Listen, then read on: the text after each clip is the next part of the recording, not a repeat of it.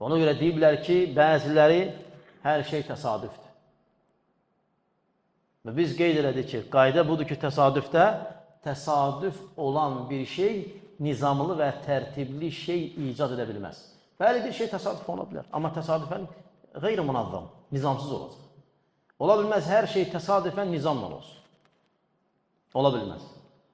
Bayaq da misal çəkdi ki, insan 10 dənə kağız parçası götürsə, hər üstünə 1, 2, 3, 4, 5, 6, 7, 10-a qədər yazsa, sonra onları qarışdırıb cibinə atsa, görəsən neçənci təsadüfdə birdən ona kimi çıxardacaq. Allah bilir, bəlkə çıxardamadı.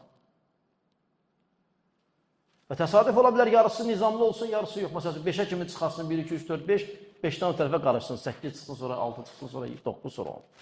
Məsələn, sonra da 7. Ola da bilər ki, birdən ona kimi çıxsın. Amma nə vaxt? Ona görə sual verilir ki, dünya neçənci cəhd təsadüfdə yaranır?